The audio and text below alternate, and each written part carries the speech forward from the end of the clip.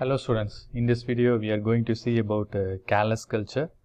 You all know that Callus is the undifferentiated and unorganized mass of plant cell. So this is a diagrammatic representation of Callus culture. Callus culture la vandu eppadi pandradhukku idha vandu diagrammatic representation. First we have to select explant. Callus culture ku explant அப்படிங்கறப்ப வந்து என்ன வேணாலும் இருக்கலாம். Plant root இருக்கலாம், stem இருக்கலாம், leaf இருக்கலாம், anther இருக்கலாம், flower இருக்கலாம், எது வேணாலும் இருக்கலாம். So tissue from any part. So explant வந்து பாத்தீங்கன்னா tissue from any plant. Any part of the plant. Plant part எது வேணாலும் இருக்கலாம். நான் சொன்ன மாதிரி root stem இருக்கலாம். So selected explant tissue may be at different stages of cell division. நிறைய cell division இருக்கலாம், cell proliferation and organization into different distinct specialized structure. That means நம்ம select பண்ணக்கூடிய explant ஓட tissue வந்து cell divisionல எந்த stage வேணாலும் இருக்கலாம், இல்லை எந்த proliferation இருக்கலாம். ஸோ எந்த ஒரு specialized structureாகவும் இருக்கலாம். நீங்கள் ரூட்டில் எடுத்திங்கன்னா ஒரு ஸ்ட்ரக்சரில் இருக்கும், ஸ்டெம்மில் எடுத்திங்கன்னா ஒரு மாதிரி இருக்கும், ஆண்டரில் எடுத்தால் ஒரு மாதிரி இருக்கும். ஸோ எது எடுத்தாலும் சரி அதை நம்ம வந்து Callus கல்ச்சருக்கு வந்து யூஸ் பண்ணிக்கலாம். Okay, then the explant is transfer into the agar medium. Agar மீடியத்துக்கு அப்புறம் நம்ம வந்து Callus வந்து நமக்கு வந்து வர ஆரம்பிக்கும். ஸோ Callus வந்துருச்சு அப்படின்னா வந்து பார்த்திங்கன்னா then we have to transfer to the liquid medium. That is so called suspension கல்ச்சரில் வந்து நம்ம வந்து போடுறோம். ஸோ சஸ்பென்ஷன் கல்ச்சரில் ஏன் வைக்கணுங்கிறத வந்து லேட்டராக நம்ம வந்து பார்ப்போம். ஸோ தென் என்னென்ன ஃபேக்டர்ஸ் வந்து அஃபெக்டிங் ஆகுது Callus கல்ச்சருக்கு வந்து எந்தெந்த ஃபேக்டர்ஸ் வந்து ரொம்ப முக்கியம் அப்படின்னு வந்து பார்த்தோம் அப்படின்னா, ஃபஸ்ட்டு முக்கியமானது வந்து பார்த்திங்கன்னா எக்ஸ்பிளான்ட்ஸ் அண்ட் ஜீனோடைப். என்ன எக்ஸ்பிளான்ட் எடுக்கிறோம் அதோட ஜீனோடைப் என்ன, அது வந்து ஒரு முக்கியமான ஃபேக்டர். அடுத்தது இன்னொரு முக்கியமானது வந்து பார்த்திங்கன்னா காம்போசிஷன் ஆஃப் மீடியம். என்ன மீடியத்தில் நம்ம வந்து இதை வந்து வளர்க்குறோம், இதர் எம்எஸ் மீடியமா இல்லை நம்ம பார்த்த B5 மீடியமா, என்ன மீடியம் பண்ணுறோம் அப்படின்னு.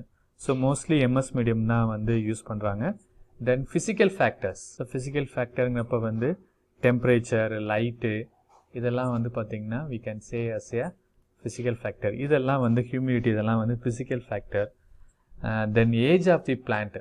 எந்த எக்ஸ்பிளான்ட் எதுலேருந்து எடுக்கிறோமோ அந்த பிளான்ட்டோட ஏஜ் ஆஃப் தி பிளான்ட் வந்து ஒரு ஃபேக்டர்ஸ், முக்கியமான ஒரு factor.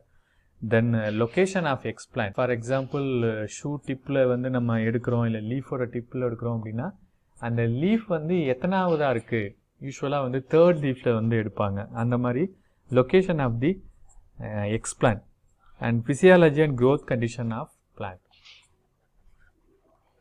Physiology and growth condition. So அது எந்த இடத்துல வளர்ந்துருக்குது, அதோட ஃபிசியாலஜி ஆஸ்பெக்ட் என்ன அப்படிங்கிறதெல்லாம் வந்து முக்கியம். ஸோ இத்தனை ஃபேக்டர்ஸும் வந்து பார்த்திங்கன்னா Callus கல்ச்சரை வந்து அஃபெக்ட் பண்ணுது. ஃபிசிக்கல் ஃபேக்டரில் நீங்கள் முக்கியமாக தெரிஞ்சிக்க வேண்டியது எவ்வளோ டெம்பரேச்சர் இருக்கணும் அப்படின்னா 20 to 28 டிகிரி சென்டிகிரேட் வந்து பார்த்திங்கன்னா டெம்பரேச்சர் வந்து நம்ம மெயின்டைன் பண்ணணும். லைட் வந்து டிபெண்டிங் அப்பான் தி பிளான்ட் எல்லாத்துக்குமே வந்து ரொம்ப எசென்ஷியல், வந்து எல்லாத்துக்குமே வந்து ரொம்ப எசென்ஷியல். அதனால் டிபெண்ட்ஸ் அப்பான் தி எக்ஸ்பிளான்ட்டை பொறுத்து வந்து லைட்டிங் வந்து வேறுபடும். ஸோ அனதர் இம்பார்ட்டன்ட் திங் வந்து பார்த்திங்கன்னா க்ரோத் ரெகுலேட்டர். ஸோ ஃபஸ்ட் வந்து ஃபிசிக்கல் ஃபேக்டர் பார்த்துட்டோம், ரெண்டாவது வந்து இல்லை க்ரோத் ரெகுலேட்டர்ஸ். ஸோ க்ரோத் ரெகுலேட்டரில் வந்து பார்த்திங்கன்னா ரொம்ப ஸ்ட்ராங்காக வந்து இன்ஃப்ளூயன்ஸ் பண்ணுறது வந்து சொல்லலாம். ஃபேக்டர்ஸ் வந்து முக்கியமான ஒரு ஃபேக்டரில் வந்து க்ரோத் ரெகுலேட்டரை வந்து சொல்லலாம். So nature of the explant and its genotype and the endogenous content of the hormone, the requirement of the growth regulator may be categorized into 3 groups. 3 குரூப்பாக வந்து நம்ம வந்து பிரிக்கலாம். எப்படின்னா based on the nature of the explant, அதோட genotype and the endogenous content of the hormone. இதை base பண்ணி நம்ம 3 குரூப்பாக வந்து பிரிக்கலாம். என்னென்ன குரூப் அப்படின்னு வந்து பார்த்திங்கன்னா, ஒன்று வந்து பார்த்திங்கன்னா ஆக்சின் அலோன், ஆக்சினை மட்டும் நம்ம தனியாக கொடுக்கறது.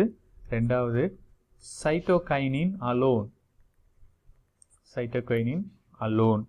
அண்ட் ஃபைனலாக வந்து பார்த்திங்கன்னா போத் ஆக்சின் அண்டு சைட்டோகைனினை வந்து மிக்ஸ் பண்ணி கொடுக்குறது, ரெண்டையும் கலந்து கொடுக்குறோம். அடுத்தது வந்து சஸ்பென்ஷன் கல்ச்சர். ஸோ சஸ்பென்ஷன் கல்ச்சருங்கிறது வந்து பார்த்திங்கன்னா நம்ம வந்து கேலஸை வந்து ஒரு லிக்விட் நியூட்ரியன் மீடியத்தை வந்து ட்ரான்ஸ்ஃபர் பண்ணுறோம். ஸோ இங்கே வந்து ஒரு லிக்விட் நியூட்ரியன் மீடியம், இந்த லிக்விட் மீடியத்தில் வந்து நம்ம வந்து கேலஸை வந்து ட்ரான்ஸ்ஃபர் பண்ணுறோம். ஸோ கேலஸை ட்ரான்ஸ்ஃபர் பண்ணுறப்ப என்ன ஆகுது அப்படின்னா இந்த கேலஸ் வந்து ரிமைன் சம்மர்ஜ்டு டியூ டு அந்த வெயிட்னால வந்து பார்த்திங்கன்னா என்ன ஆகுது, இந்த லிக்விட் மீடியத்துக்குள்ளே வந்து மூழ்கிடுது, சம்மர்ஜ்டு ஆகிடுது. அதனால தான் சஸ்பென்ஷன் சொல்கிறோம். ஸோ இப்படி ஆயிடுச்சு அப்படின்னா இதுக்கு வில் கிரியேட் அனரோபிக் கண்டிஷன், ஏரே வந்து அதுக்கு கிடைக்காது. அனரோபிக் கண்டிஷன் லீட்ஸ் உண்டாகிறதுனால என்ன ஆகும், இந்த கேலஸ் மே டை, கேலஸ் வந்து செத்து போகிறதுக்கு வந்து சான்சஸ் வந்து நிறையா இருக்குது. ஸோ ஃபார் திஸ் ரீசன் என்ன பண்ணுறாங்க அப்படின்னா suspension culture have to be agitated by rotary shaker. So agitator வந்து பார்த்திங்கன்னா இந்த மாதிரி தான் இருக்கும், படத்தில் காட்டுற மாதிரி தான் இருக்கும்.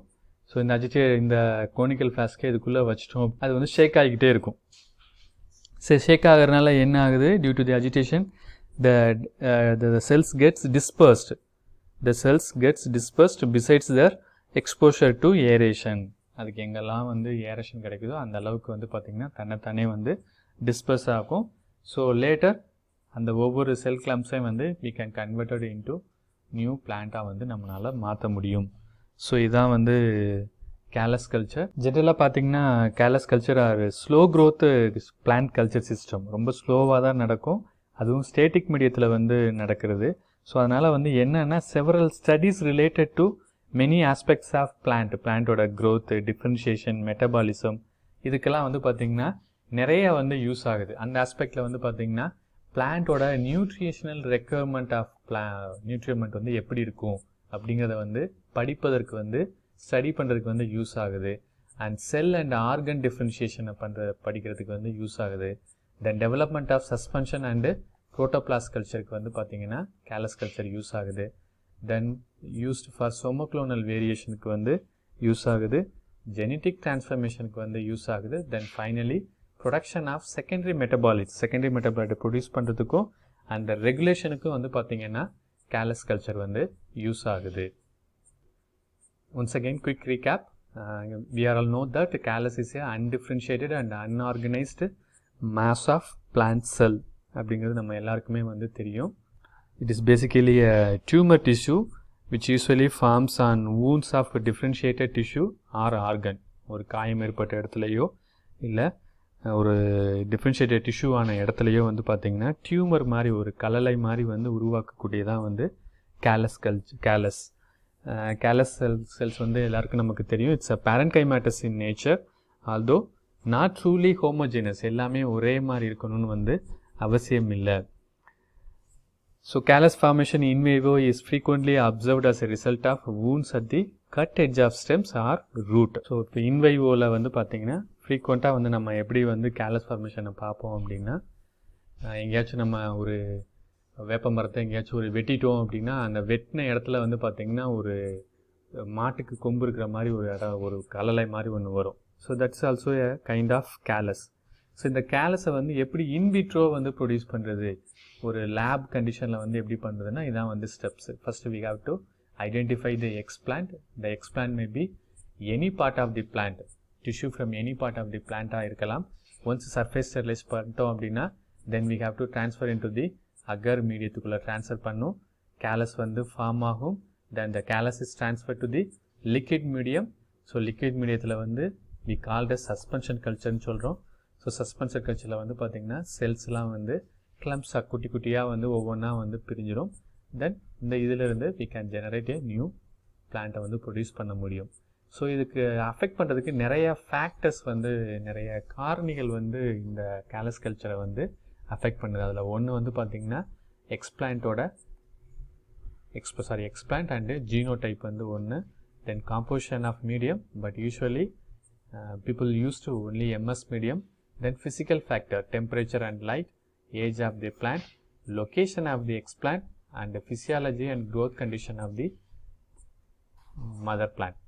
So physical factorங்கிறப்ப வந்து பார்த்திங்கன்னா temperature வந்து 28 to 28 degree centigrade இருக்கணும்.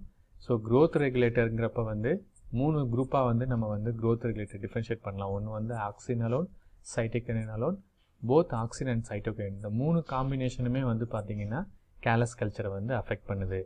தென் சஸ்பென்ஷன் கல்ச்சர்னா வந்து கேலஸை வந்து ஒரு லிக்விட் மீடியத்துக்குள்ளே ட்ரான்ஸ்ஃபர் பண்ணுறோம். லிக்விட் மீடியத்தை ட்ரான்ஸ்ஃபர் பண்ணுறப்ப வந்து இது சம்மர்ஜ் ஆகிடுது. ஸோ இந்த சம்மர்ஜ் ஆகிறதுனால வந்து பார்த்திங்கன்னா எனரோபிக் கண்டிஷனில் வந்து த கேலஸ் மே டை. அதுக்காக வி ஆர் எதில் இந்த கோனிக்கல் ஃப்ளாஸ்கை ட்ரான்ஸ்ஃபர் பண்ணோம் அப்படின்னா ரோட்டரி ஷேக்கர் ஆர் அஜிடேட்டர். இது ஷேக் ஆகிக்கிட்டே இருக்கிறதுனால வந்து என்ன ஆகுது, அடிக்குவேட்டாக வந்து ஆக்சிஜன் வந்து கிடச்சிக்கிட்டே இருக்குது. ஸோ இதெல்லாம் வந்து அப்ளிகேஷன். இந்த அப்ளிகேஷன் வந்து பெரும்பாலும் வந்து பார்த்திங்கன்னா இந்த கேலஸ் வந்து ஒரு ஸ்லோ ப்ராசஸ்ங்கிறதுனால வந்து பிளான்ட்டை வந்து ஸ்டடி பண்ணுறதுக்கு இது வந்து எல்லா வகையிலையும் வந்து இது வந்து யூஸ் ஆகுது. ஸோ தேங்க்யூ ஃபார் வாட்சிங் திஸ் வீடியோ.